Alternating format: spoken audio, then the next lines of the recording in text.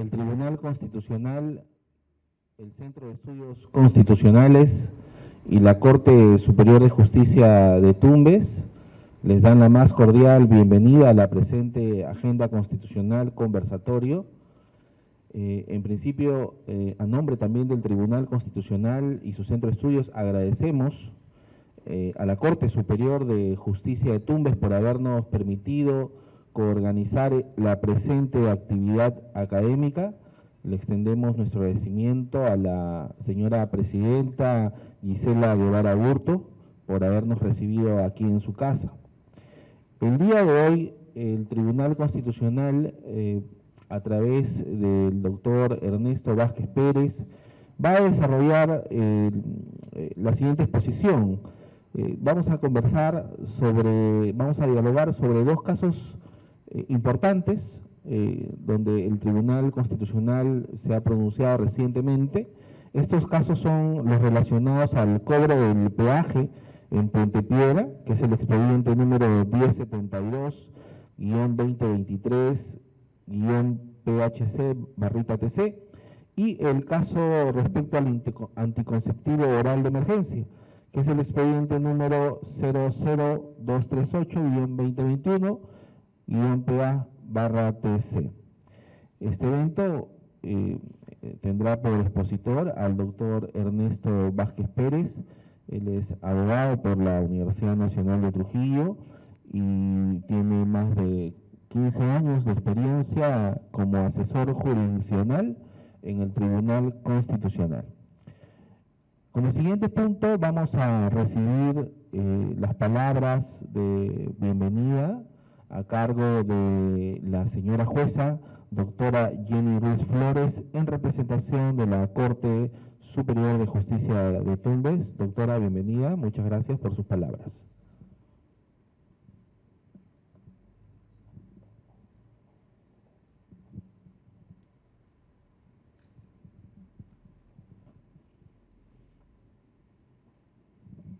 Bien, señores magistrados, servidores, servidoras y a todos los presentes en este auditorio en esta tarde.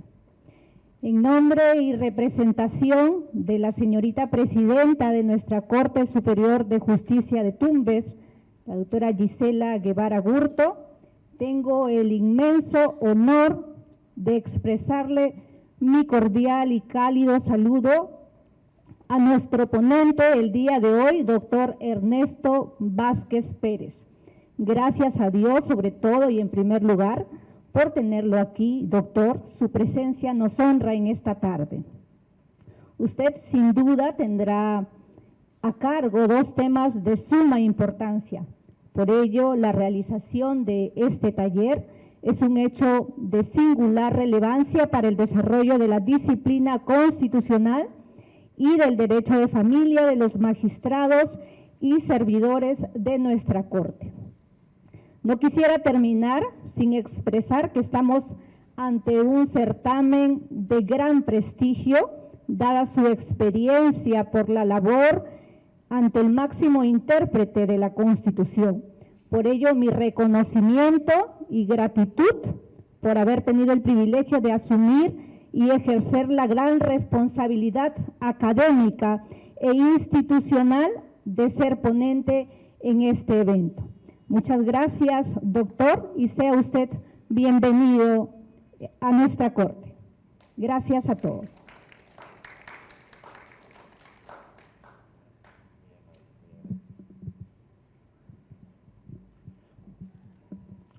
Muchísimas gracias, doctora. Ahora vamos a tener la oportunidad de escuchar al doctor Ernesto Vázquez Pérez para que pueda hacer uso de la palabra en su exposición. Y reitero, él es abogado egresado de la Universidad Nacional de Trujillo, tiene una maestría cursada en la Universidad Nacional Mayor de San Marcos, una maestría en Derecho Constitucional, y asimismo es asesor jurisdiccional del Tribunal Constitucional. Bienvenido, doctor Ernesto Vázquez, para su exposición y disertación.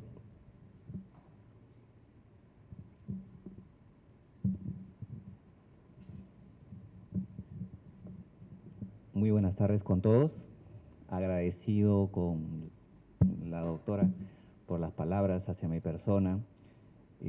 Agradecido en realidad con todo Tumbes por la rica comida que hemos degustado el día de anoche aquí con los presentes.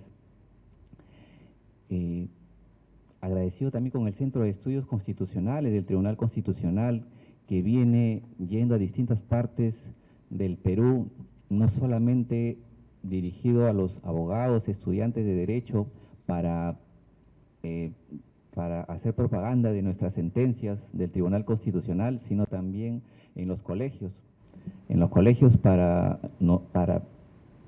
expresar la importancia que tiene el Tribunal Constitucional en el sistema jurídico actual.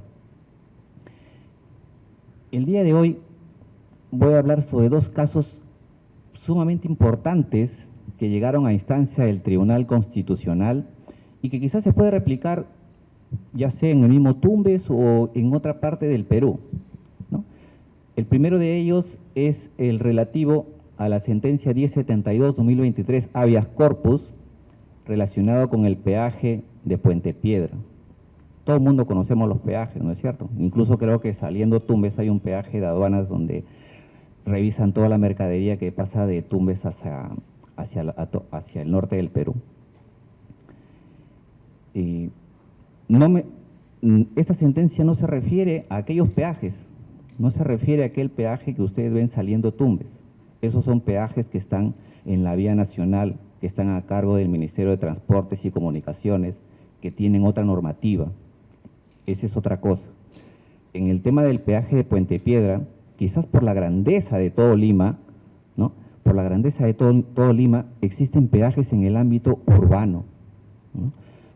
Conocemos, los que han ido a Lima, el peaje que está en Puente Piedra, que es el caso de autos, el peaje que está llegando a La Molina, ¿no? Hay diferentes peajes para cruzar el mismo Lima. ¿De qué trataba el tema del peaje Puente Piedra? Claro, nosotros cuando pasamos Lima, yo particularmente que soy de Trujillo, siempre cruzaba Lima, pagaba el peaje y nunca me daba cuenta de la situación que pasaban los pobladores de Puente Piedra. Pero bueno, este peaje inicialmente era administrado por la Municipalidad de Lima. A través de un contrato de concesión se otorga la buena pro a una empresa privada, ¿no?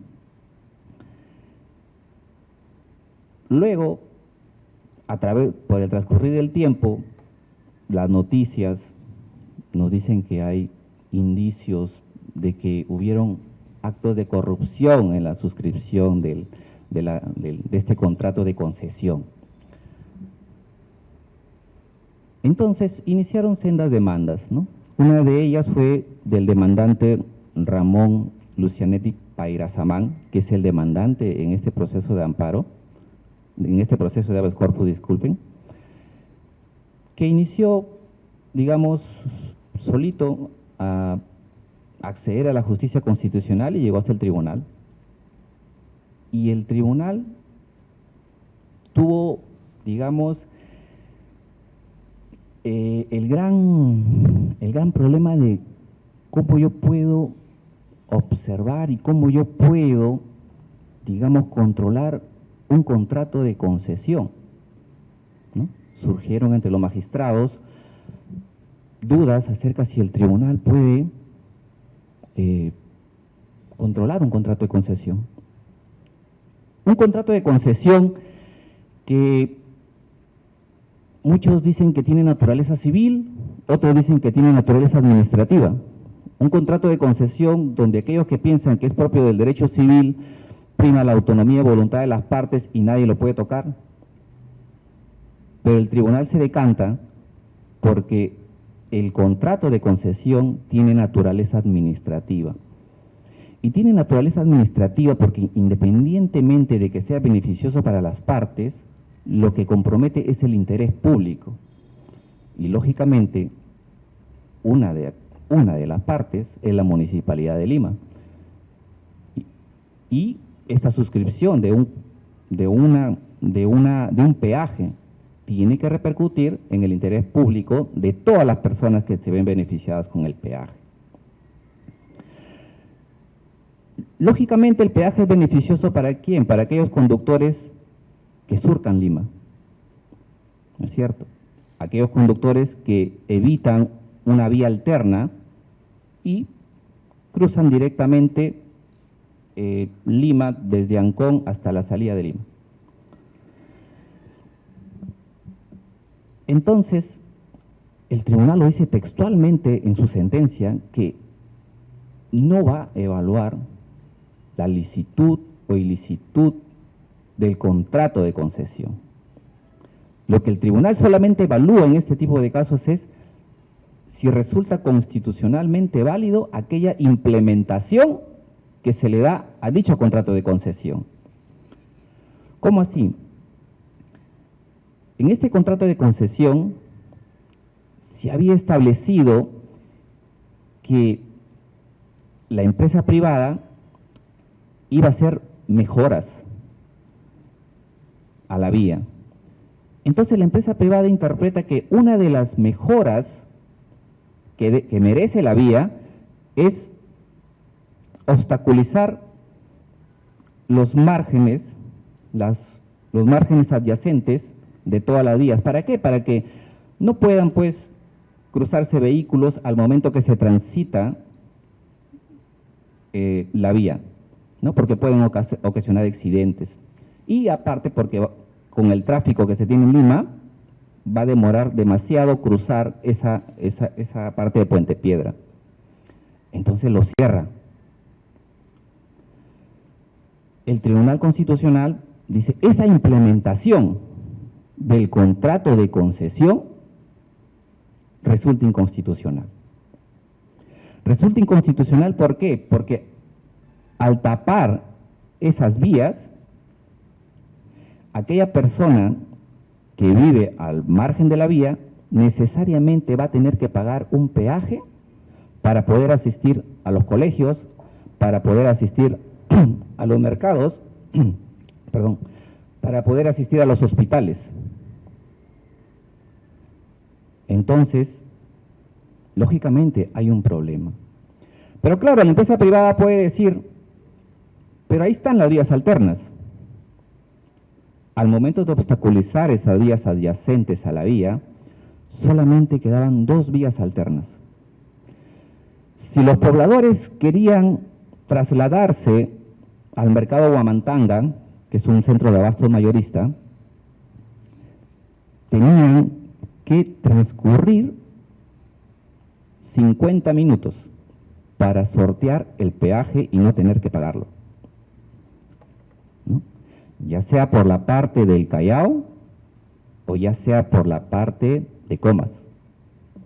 Para sortear el peaje, por el Callao demoraba 50 minutos y por la parte de Comas demoraba 55 minutos. Eso está documentado y lo reconoce la propia empresa. Lógicamente el tribunal dice más cosas en la sentencia, ¿no? Sobre, por ejemplo, el deber de combatir la corrupción, porque para nadie es un secreto que la señora Susana Villarán de la Puente, en una entrevista a Exitosa, reconoce ciertos aportes de campaña de la empresa privada para su no revocatoria, ¿no? Y el tribunal mismo hace un llamado a los jueces. Hace un llamado a los jueces en el sentido de que esa demora que existe en el proceso de la señora de la Puente y demás, está perjudicando al Estado peruano. Porque si el Estado peruano tuviera una sentencia firme, con calidad de cosa juzgada, en el arbitraje internacional que tenemos, existe una teoría que se llama la teoría del clean hands, manos limpias. Entonces los árbitros se inhiben de conocer aquellos contratos de concesión cuyo origen sea ilícito. Pero claro, actualmente los árbitros no podrían abstenerse porque no tenemos sentencias firmes, condenatorias o absolutorias. Entonces, ese es un gran problema. ¿Se pueden ver este tipo de cuestiones a través de un habeas corpus? Pues sí, no es la primera vez que el Tribunal Constitucional se pronuncia en un proceso de habeas corpus acerca de los peajes. Lo ha hecho en otros casos. Otros casos similares al tema de los peajes, por ejemplo, el llamado muro de la vergüenza que el tribunal ordenó demoler. Entonces, como vemos, y quiero recalcar nuevamente, ¿no? O sea, se trata de peajes que están dentro del ámbito urbano, ¿no? No se trata de los peajes que están en la vía nacional, ¿no? Yo soy natural de Trujillo, y en Trujillo hace mucho tiempo, por ejemplo, la Municipalidad Distrital de Huanchaco, que es un balneario, muy parecido, un balneario como Zorritos, ¿no? Cerró la única vía de acceso al balneario, por ejemplo. O sea, todas las personas que querían trasladarse al distrito de Huanchaco tenían que pagar un peaje. Lógicamente, se tuvo que retirar. No llegó a instancias judiciales, el mismo Indecopi ordenó retirar el peaje y la municipalidad cumplió. Hasta el día de hoy, todos los que han ido a Huanchaco pueden observar un peaje que está ahí todo abandonado, ¿no? Y ese es, los que conocen, saben que esa es la única vía de acceso al distrito de Huanchaco, ¿no? Entonces, si un peaje se pone justamente en la entrada, para entrar, o sea, me está limitando prácticamente conocer todo el distrito, ¿no? Yo no me imagino en Tumbes un peaje en un distrito y que sea la única vía para ingresar a ese distrito, ¿no? Lógicamente sería inconstitucional.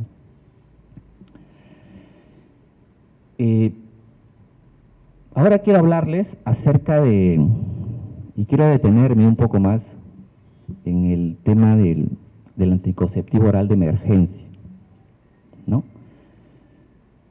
Y es una sentencia sumamente polémica, ¿no? Es una sentencia, como todo en el derecho, es polémico, ¿no? Habrán posiciones a favor, habrán posiciones en contra, pero,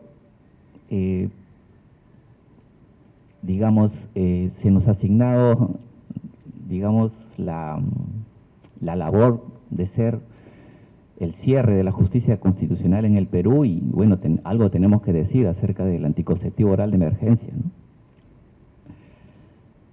¿no? Bueno, para hablar del anticonceptivo oral de emergencia tengo que remontarme pues hasta el año 2006, ¿no?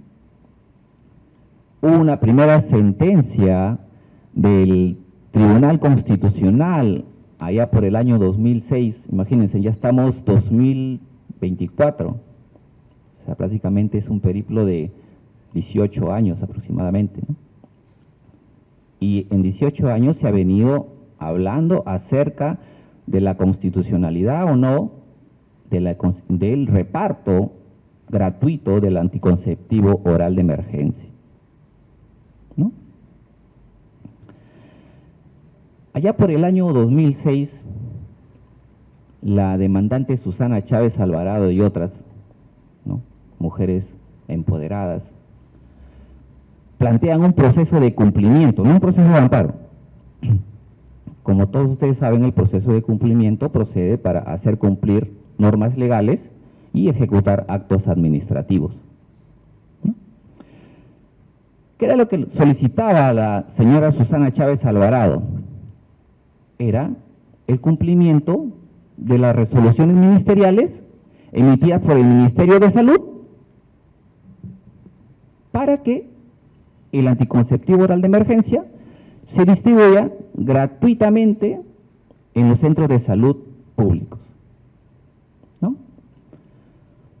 Todo el mundo sabemos que el anticonceptivo oral de emergencia en aquella época solamente eran vendidos en las farmacias, o sea, solamente era permitido comercializarlas al sector privado, ¿no? Eso era un argumento de defensa de la señora Chávez Alvarado, ¿no? Vulnera mi principio de igualdad, ¿no? Porque aquellas personas que tienen dinero pueden adquirir el anticonceptivo oral de emergencia, pero yo, que soy una ciudadana que no cuento con los medios suficientes, pues no puedo adquirirla, ¿no?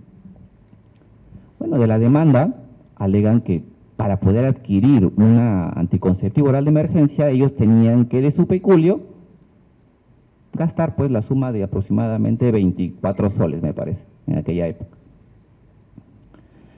Bueno, eso era su argumento de defensa.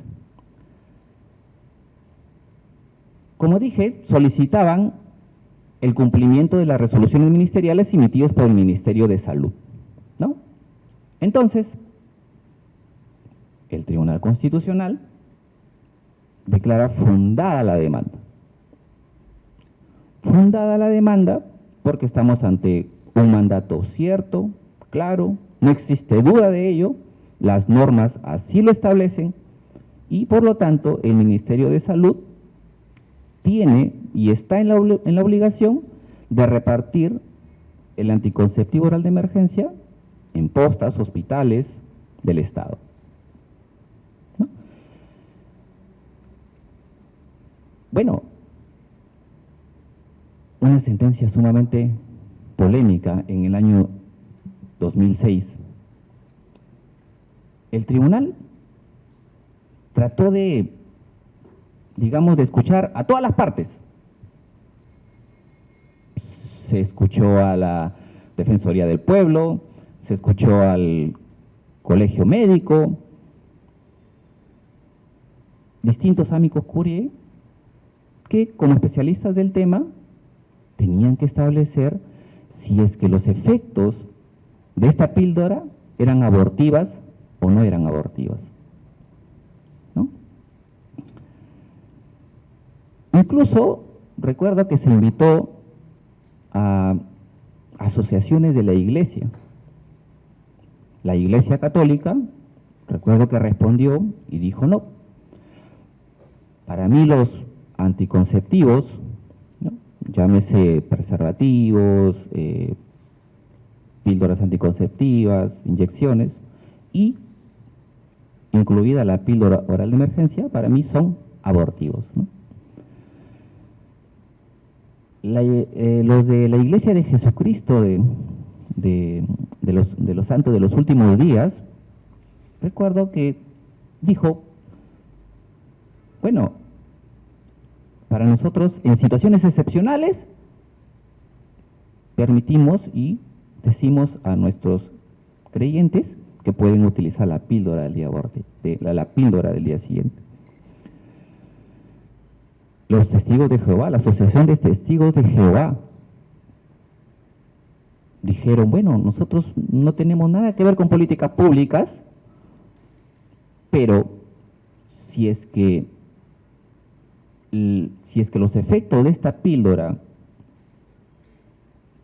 impiden la anidación, bueno, para nosotros sí es abortivo, ¿no?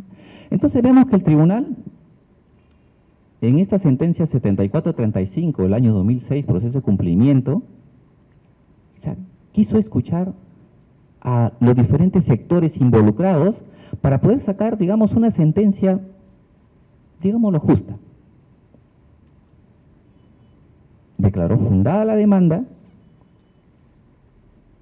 porque llegó a la conclusión de que la píldora del día siguiente no resulta abortiva en tanto solamente tenía efectos antes de la unión del esperma con el óvulo que forman el cigoto, ¿no? Antes de la fecundación. O sea, ¿cuál era el efecto de la píldora del día siguiente? Retardar la ovulación. Otro efecto era espesar el moco cervical en la mujer e impedir la unión del óvulo con el espermatozoide. Esos eran los dos efectos. Y no existía un tercer efecto, como era que una vez unido el esperma con el óvulo, que forman el embrión, no tenía el efecto en aquel entonces para el Tribunal Constitucional de evitar el traslado de ese embrión a anidarse en el útero materno. Y así lo concluyó. Posteriormente, nuevamente interponen ahora una demanda de amparo. Una ONG llamada Acción de Lucha Anticorrupción plantea una demanda de amparo para evitar nuevamente que el Ministerio de Salud, en base a lo ordenado por la primera sentencia del Tribunal Constitucional, reparta de manera gratuita la píldora del día siguiente. Bueno, ya era otra conformación del Tribunal Constitucional. Bueno, era una reconformación parcial, ¿no? Algunos de esos magistrados habían dejado de serlo y ahora pues habían otros magistrados con otro pensamiento. Entonces, en el 2009 se emite la sentencia. Y claro, uno dijera, ¿no? Bueno, pero si el Tribunal Constitucional ya pues en el año 2006 dijo que no era abortiva, entonces tiene que seguir esa línea. Pero no fue así, ¿no? En primer lugar, puede interponer esta ONG, Acción de Lucha Anticorrupción, un proceso de amparo para evitar el reparto gratuito de la píldora del día siguiente. Sí, ¿no? Estamos frente a un interés difuso que puede ser interpuesto por cualquier persona, ¿no? Ya sea persona natural, persona jurídica, en este caso una asociación sin fines de lucro. El Tribunal Constitucional en el año 2009, a través de esta sentencia de amparo, nuevamente vuelve a analizar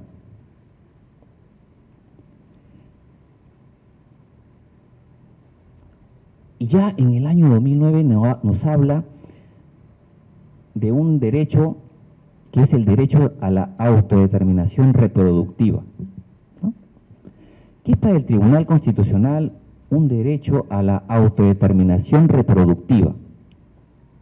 El derecho a la autodeterminación reproductiva para el Tribunal Constitucional es el derecho para elegir el momento oportuno para procrear, es el derecho de elegir a la persona con quien procrear y el derecho a elegir el método o forma de cómo procrear o cómo impedir esa procreación, ¿no? Por primera vez el tribunal nos habla de un derecho al cual considera un derecho implícito al derecho al libre desarrollo de la personalidad, ¿no? ¿Qué otra novedad nos trae esta sentencia? Nos habla acerca de las teorías sobre el inicio de la vida. Recuerdo mucho mis clases de Derecho Penal en la Universidad Nacional de Trujillo. Mi profesor de Derecho Penal siempre decía desde cuándo inicia la vida humana independiente, ¿no? Entonces, nos habla de dos teorías, la teoría de la fecundación y la teoría de la anidación o implantación, como lo llaman algunos, ¿no?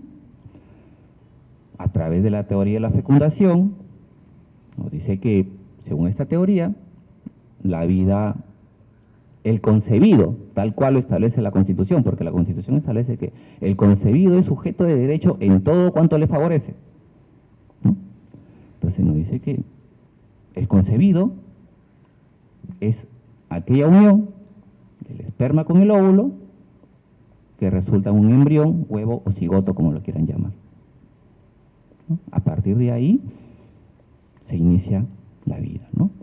Lógicamente nos dice ya de una manera técnica que cuando se une el esperma con el óvulo demoran aproximadamente 7 días en que se hace un nuevo ser y se comienzan a juntar los 23 cromosomas, ¿no? tanto del óvulo como del esperma.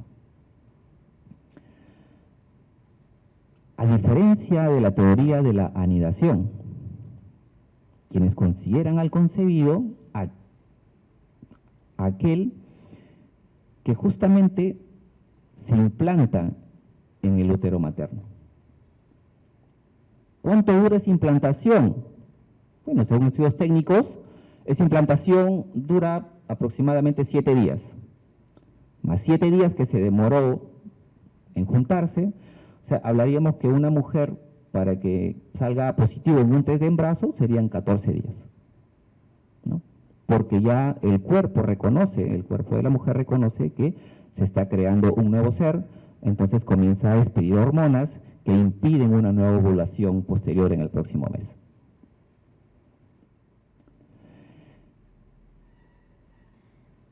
Lo importante de este caso es que el tribunal ya se decanta por una de estas teorías, ¿no? En su fundamento 38, conforme lo pueden observar en la diapositiva, nos dice que se decanta por la teoría de la fecundación, ¿no? Y nos dice que la implantación simplemente es un mero proceso. Entonces, para el Tribunal Constitucional, en aquella época, con aquella conformación, nos dicen que el concebido es la unión del esperma con un óvulo, el embrión.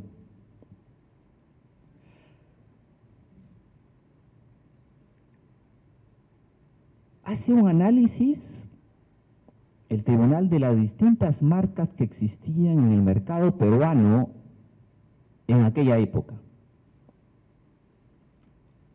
Todos cuando compramos una medicina, en la cajita observamos unos insertos, ¿no? Uno lo saca con letras muy chiquititas que uno no lo puede ver y a veces uno ni lo lee. Pero en el expediente constaban esos insertos. Habían las marcas Glanique, Tibex, Postinor 2, Nortrel, Postday. En esos insertos, los laboratorios hablaban de un tercer efecto, el que les comentaba inicialmente. El tercer efecto era que la pastilla impedía ese traslado del embrión a implantarse en el útero materno.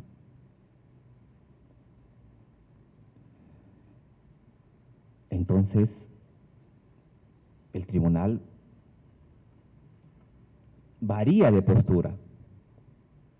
Si los propios laboratorios que fabrican estas pastillas me hablan de un tercer efecto que impediría el traslado del embrión fecundado al útero materno, y si yo me estoy decantando por una teoría de la fecundación, entonces tengo que variar la postura que yo establecí en la sentencia 7435/2006, proceso de cumplimiento.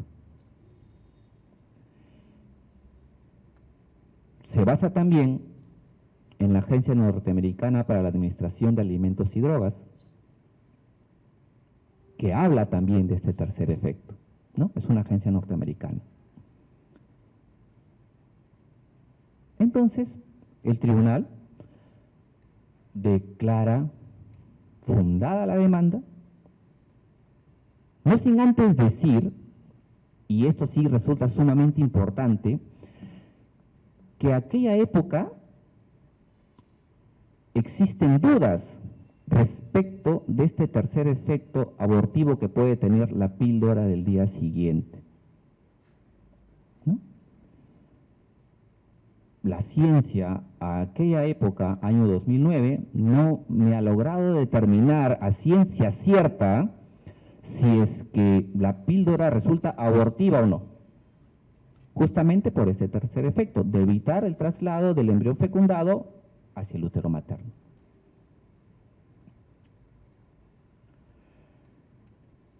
El Tribunal Constitucional declara fundada la demanda de amparo y ordena al Ministerio de Salud se abstenga de repartir la píldora del día siguiente en los centros de salud estatales, ¿no?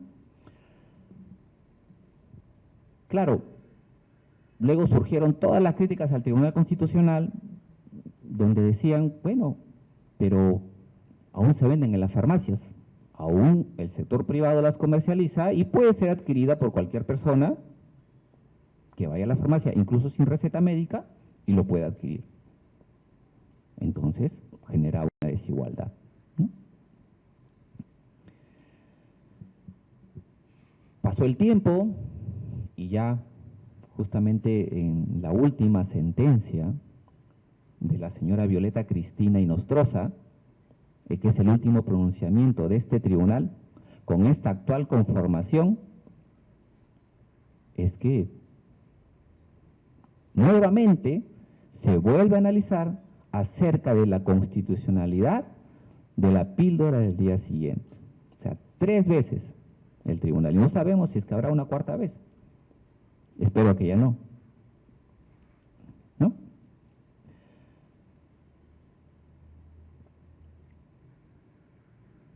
En esta sentencia,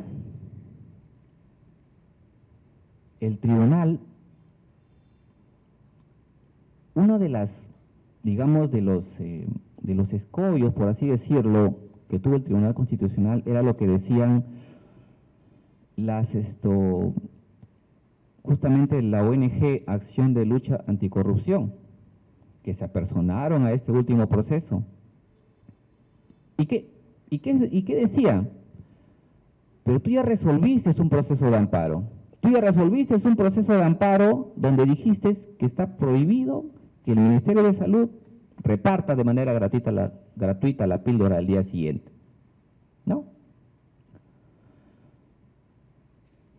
Entonces, como todos sabemos, dentro de las reglas del amparo contra amparo, no procede amparo contra un amparo resuelto por el propio Tribunal Constitucional, ¿no? Eso era, digamos, el primer escollo procesal que el Tribunal Constitucional tenía que evaluar para ingresar a evaluar el fondo del asunto. Y bueno, y recuerdan que hace un momento les contaba respecto a la segunda sentencia, la 2005-2009, que el Tribunal Constitucional había dicho, bueno, al día de hoy no es abortiva, pero la ciencia no es algo estática. Entonces la ciencia avanza. Entonces se me presenta una nueva oportunidad para yo poder evaluar con el avance de la ciencia acerca de la constitucionalidad nuevamente del reparto de la píldora al día siguiente, ¿no? Y así lo hizo. No es un amparo contra amparo resuelto por el Tribunal Constitucional y yo voy a ingresar a evaluar el fondo. Es una situación sui generis. Y por primera vez en esta sentencia se habla, sí, y lo dice textualmente, acerca de que sí, se vulnera el derecho a la igualdad de aquellas personas, pues, que no pueden adquirir la píldora al día siguiente en las farmacias privadas. Por primera vez lo dice. Evitó decirlo quizás en las 2 sentencias anteriores, pero en esta sentencia lo hizo. No se decanta por ninguna de las teorías que habíamos hablado hace un momento, acerca de la fecundación o acerca de la anidación. Claro, yo sé que muchos de ustedes me están viendo y me dicen, oye, pero ¿sabes qué? Ese es un tema que ya ha sido zanjado por la Corte Interamericana de Derechos Humanos en el caso Artavia Murillo versus Costa Rica, en un caso sobre inseminación in vitro. Y la Corte Interamericana de Derechos Humanos, a diferencia de lo que dijo el Tribunal Constitucional peruano en el año 2009, se decanta pues por la teoría de la anidación, ¿no? Y nos dice que la vida y el concebido es cuando se anida en el útero materno, ¿no? Por lo menos en la sentencia de la señora Violeta Inostroza, el tribunal no asume ninguna de las 2 posturas. Quizás en otro caso posteriormente lo podrá hacer. Y lo hará porque justamente últimamente han llegado muchos casos al Tribunal Constitucional que tienen justamente que ver con este tipo de cuestiones. Ya les contaré posteriormente, por ejemplo, los temas de la maternidad subrogada, que hace 2 o 3 semanas aproximadamente hubo una audiencia muy interesante en el Tribunal Constitucional, la cual es de acceso público. Pueden ingresar a la página web del tribunal, en YouTube o en Facebook, y pueden ver la audiencia, ¿no? Muy interesante, dura como 3 horas esa audiencia, donde también se convocó a diferentes amicus curiae. Pero bueno, eso les voy a contar posteriormente. En el caso de la señora Inostroza, el tribunal vuelve a analizar, ¿es abortiva? ¿No es abortiva la píldora? Y para eso comienza a analizar nuevamente justamente las marcas que les mencioné hace un momento, ¿no? Específicamente la marca Glanique, Tibex, Postinor, Postdey, ¿no? Y el tribunal se da cuenta que en los insertos actuales de estas marcas de píldora del día siguiente ya no existía ese tercer efecto, ¿no? Ya no existía este tercer efecto que impedía, digamos, el traslado del embrión fecundado al útero materno. Bueno, esa fue una de las causas por la que el tribunal varió nuevamente su posición por tercera vez y declaró fundada la demanda. Y digo que es una de las causas porque también el Ministerio de Salud no se quedó tranquilo con la sentencia del año 2009 y comenzó justamente a solicitar distintas opiniones técnicas. El Ministerio de Salud comenzó a solicitar a la Organización Mundial de la Salud, a la Organización Panamericana de la Salud, opiniones acerca de este supuesto tercer efecto abortivo de la píldora al día siguiente.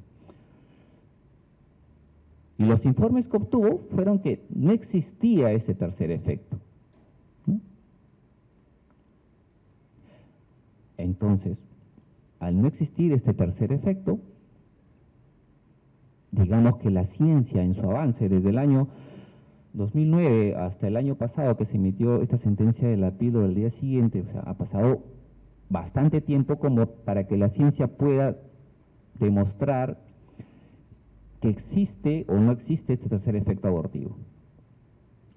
Incluso el Tribunal Constitucional cita en esta última sentencia nuevamente a la Agencia Norteamericana para la Administración de Alimentos y Drogas, ¿no?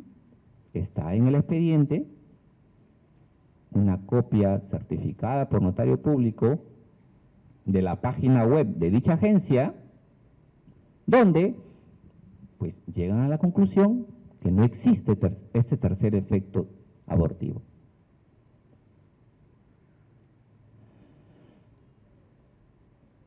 Como les comenté hace un momento, el tribunal no optó en esta última sentencia por decantarse por una de las teorías, ¿no? Por la fecundación o por la anidación. Quizá lo haga posteriormente en los casos que se vienen ahora en el Tribunal Constitucional.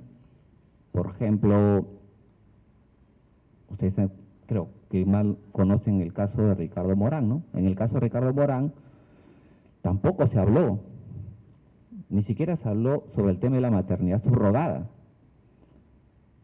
En el caso Morán simplemente reconocieron, digamos, el reconocimiento extranjero que se hace respecto a la afiliación de estos niños, y en base a un interés superior del niño, lo ordenan a la RENIEC inscribir como hijos propios de Ricardo Morán. Pero no se hace un análisis más allá, acerca desde cuándo inicia la vida humana, desde cuándo yo puedo considerar concebido, y este concebido sujeto de derechos. Y eso es algo sumamente importante,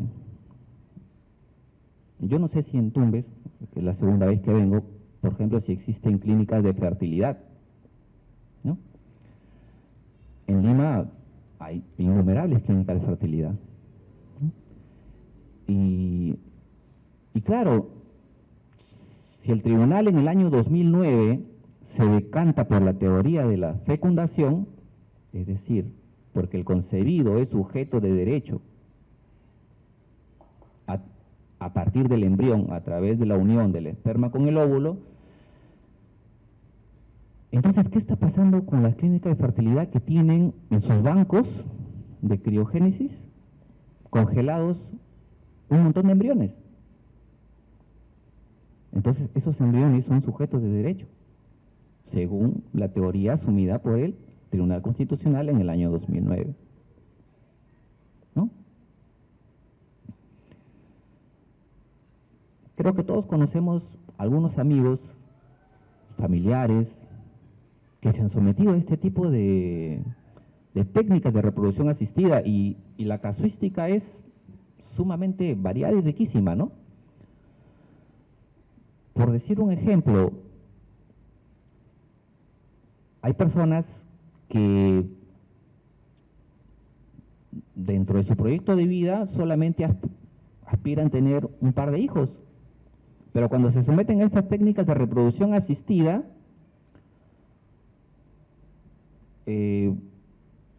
nunca ellos a través de dichas técnicas unen solamente, bueno, yo quiero tener 2 hijos, ya, yo solamente voy a hacer 2 uniones, dos espermas con 2 óvulos. Nunca se hace así. Fecundan todos los óvulos aspirados, porque a la mujer previamente para eso le inducen a ovular. Puede ser que una mujer lo aspiren 8, 9, 10, 11 óvulos. Y puede ser que tenga muy buena suerte y de esos 8, 9, 10 óvulos, al momento de hacer la técnica, tengan 10 embriones, 8 embriones.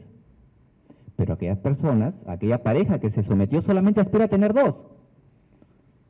Entonces, o lo tienen gemelos, o primero uno, o después otro. ¿Y qué hace con los demás? Los congelan. Entonces, según lo que dice el tribunal en el año 2009, esos embriones ya son sujetos de derecho, ¿no? Estoy hablando según lo que dice el tribunal, no según lo que dice la Corte Interamericana en el caso de Artavia Murillo.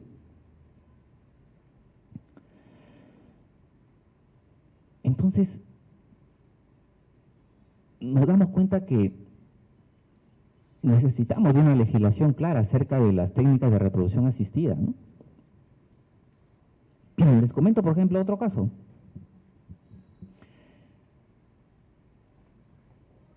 Existen casos donde, por ejemplo,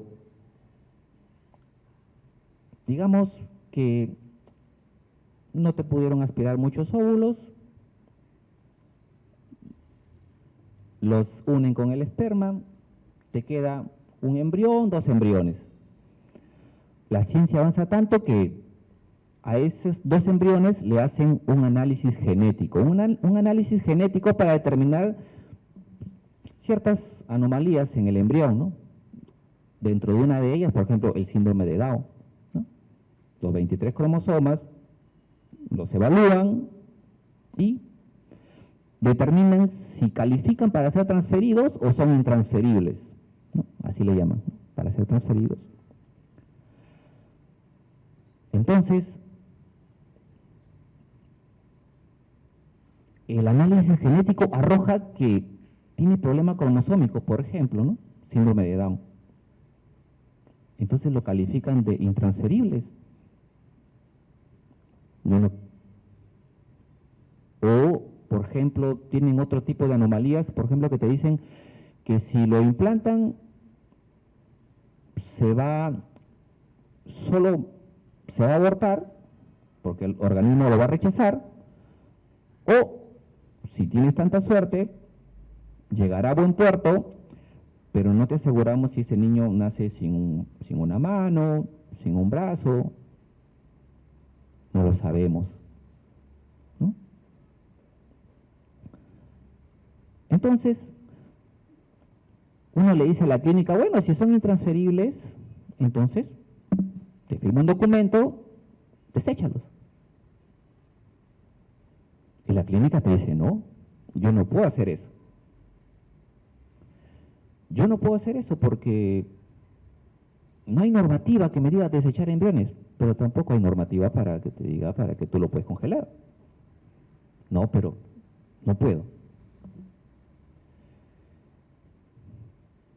Pero siempre hay opciones, ¿no? En el mundo del derecho. Lo que te dicen es, mire señor, usted tiene sus embriones congelados aquí, vaya a caja, cancele, nosotros le vamos a dar sus embriones en una cajita bien bonita, usted haga su pedido que usted se lo va a llevar a otro banco. Ya y usted en la calle puede hacer con sus embriones lo que usted quiera, si gusta lo lleva, no lo lleva, se quedan a medio camino, ya, usted verá, pero nosotros ya salvamos nuestra responsabilidad. Y ahí la importancia de una regulación clara acerca de las técnicas de reproducción asistida. Y tener claro justamente por cuál de estas teorías debemos decantarnos, ¿no? Y esto resulta sumamente importante porque, como les comentaba hace un momento, existen varios casos ya en el Tribunal Constitucional relacionados al tema de la maternidad subrogada. Bueno, es público porque se ha dado la audiencia que existe, por ejemplo, en el caso en concreto, se habla de una pareja de esposos, ¿no? Una pareja de esposos cuya esposa fue víctima de una histerectomía, lo tuvieron que extirpar el útero, tiene problemas en el ovario, no puede ovular.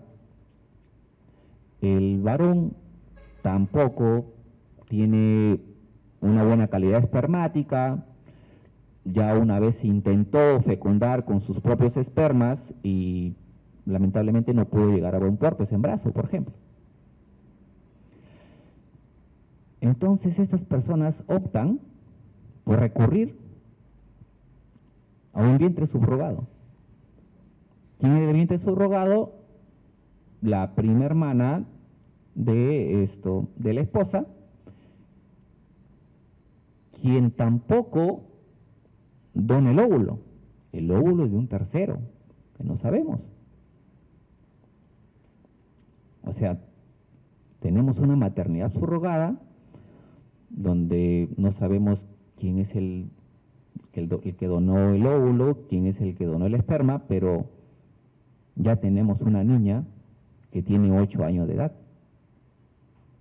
Sí, imagínense en ese proceso de amparo contra el RENIEC, inició hace 8 años y hasta el día de hoy no existe pronunciamiento por parte del Tribunal Constitucional. Para aquellas personas que a veces creen que el amparo es una vía muy rápida, muy célere, ¿no? En realidad no es así. Y bueno, es un caso que está en evaluación, por ejemplo, ¿no? ¿Qué es lo único que tenemos sobre las técnicas de reproducción asistida? Un solo artículo, el artículo 7 de la Ley General de Salud, nada más.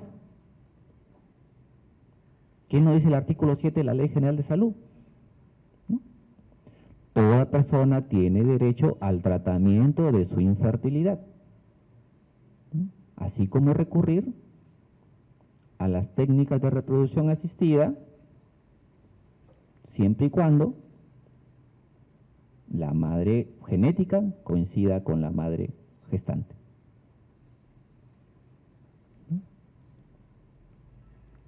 Claro, muchos de ustedes me dirán, pero claro, ahí está la solución, ¿no? Y algunos abogados en cuya audiencia pública son de esa postura, ¿no? Tiene que haber coincidencia entre madre genética y madre gestante, entonces En el caso en concreto que les comentaba, si lógicamente no era el óvulo de la maternidad subrogada, entonces la maternidad subrogada está prohibida en el Perú, ¿no? Esa es una posición, ¿no? Entonces habrá que evaluar, y ya los magistrados de este colegiado tienen, digamos, la difícil labor, ¿no? La difícil labor de determinar algunos aspectos acerca de la maternidad subrogada, porque tampoco somos legisladores, ¿no? Justamente escuchaba en la audiencia que el Instituto Nacional Materno Perinatal, que es el único instituto a nivel nacional que se encarga, digamos, de técnicas de reproducción asistida, por lo menos en el Estado, ¿no?, ha presentado un proyecto de ley para regular justamente estas cuestiones, ¿no? Eso son cuestiones que se tienen que regular. Ya sea, existen países donde, por ejemplo, en España están prohibidos, ¿no? España, Alemania están prohibidas. Existen otros países donde están permitidos.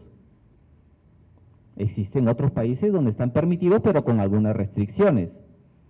Restricciones como que solamente para binacionales, solamente pueden ser vientres subrogados aquellas personas que son familiares, ya sea por afinidad, por consanguinidad, hasta el segundo grado.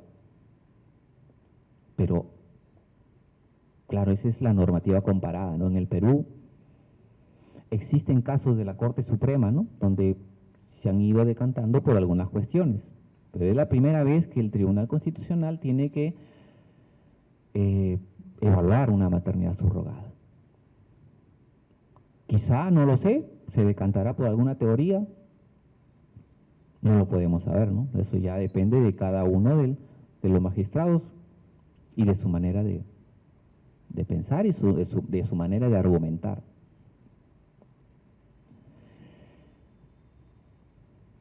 Quería esta tarde dar a conocer esos dos casos porque muchas veces no se conoce, ¿no?, lo que realiza el tribunal o los casos emblemáticos que emite el Tribunal Constitucional.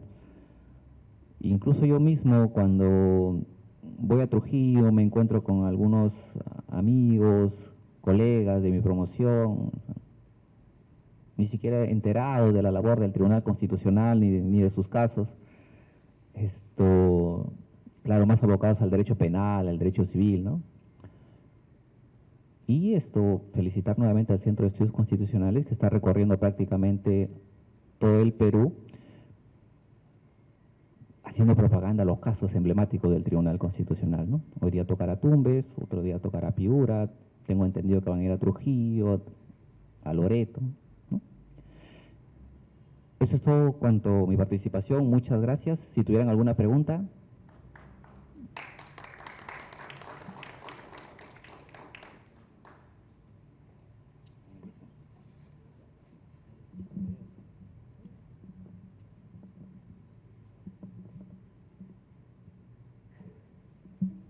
¿Preguntas?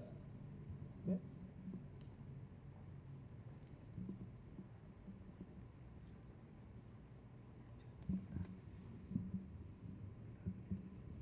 Buenas tardes, doctor, ante todo. En cuanto al caso que usted nos expuso, nos ha comentado sobre el caso de la píldora del día siguiente. En cuanto al debate sobre las diversas teorías que sustentan desde cuándo da inicio de la vida y sobre todo también en cuanto a la regulación que usted nos ha advertido que faltaría a nivel de lo que es el caso de los famosos vientres de alquiler, ¿no?, la maternidad subrogada. Yo quería saber, doctor, cuál es su posición básicamente en cuanto a que si, por ejemplo, para esta situación de la maternidad subrogada de los vientres de alquiler, por ejemplo, podríamos remitirnos tal vez a esta nueva rama del derecho que ya he visto y he leído sobre todo que ya se está viendo en latitudes como Estados Unidos, España, y me parece, si mal no recuerdo, también que hay autores, hay un autor peruano que ya hay un libro sobre ello. Quería saber su punto de vista, doctor.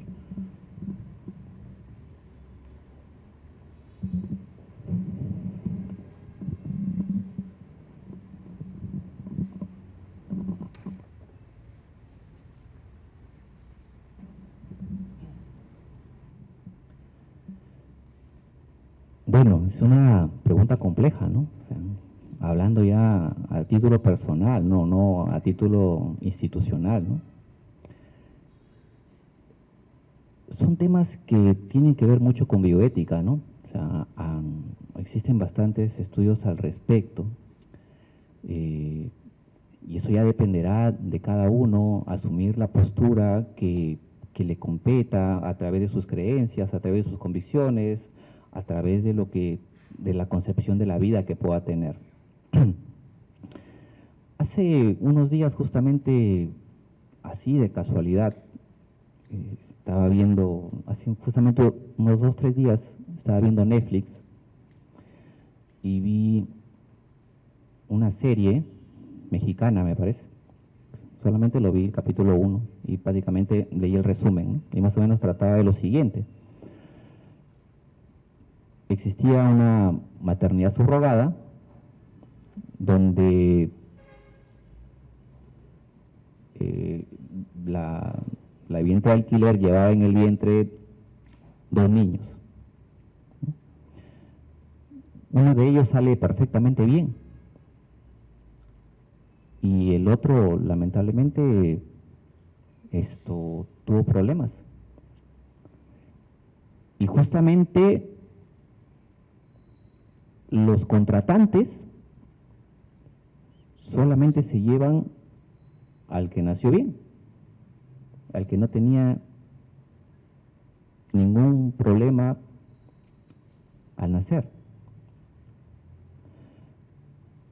Entonces vemos que para muchos dirán que se prohíba la maternidad subrogada, ¿no?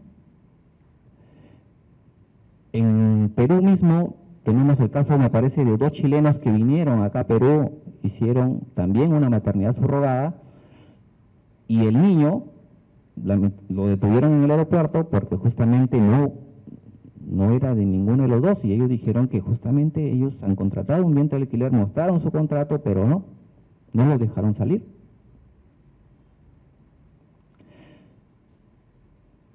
Ya corresponderá al legislador evaluar esta situación, ¿no? Convocarán, así como lo hizo el Tribunal Constitucional en la primera sentencia acerca de la píldora del día siguiente al colegio médico. En esta última vez de la maternidad subrogada, el tribunal ha convocado al Colegio Médico del Perú, que lamentablemente no llegó a ir a la audiencia, al Instituto Nacional Materno Perinatal, a la Defensoría del Pueblo, que tampoco logró ir a la audiencia, pero existieron diversos académicos, ¿no? Y yo te invitaría a que lo puedas ver en la página de YouTube del Tribunal Constitucional acerca de cómo ellos hablan acerca de una voluntad procreacional. O sea, es padre aquella persona que quiere ser padre, ¿no? O sea, yo quiero ser padre, contrato una maternidad subrogada, entonces el padre soy yo, no la que alumbra. Por la otra parte decían, no, pero los deseos no son derechos. Y la otra parte decía, no, existe el derecho a tener hijos. No todos los deseos forman derechos. Entonces creo yo que existe una importante labor por parte del del Congreso, y ahí está, existen diversos proyectos de ley, no solamente el Instituto Nacional Materno Perinatal, sino del mismo Ministerio de Justicia, que aún no se debate en el Congreso, ¿no?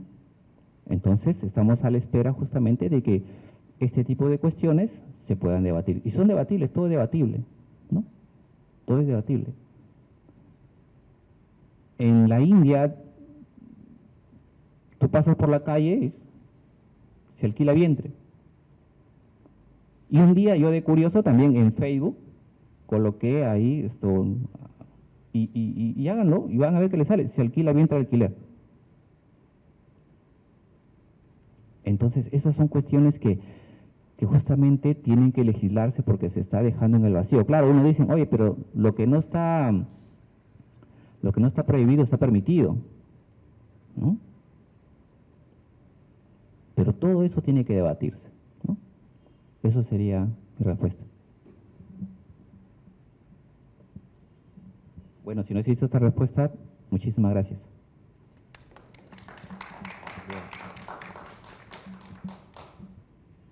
Muchísimas gracias al doctor Ernesto Vázquez, con su participación a nombre del Tribunal Constitucional y el Centro de Estudios Constitucionales. Agradecemos nuevamente a la Corte Superior de Justicia de Tumbes,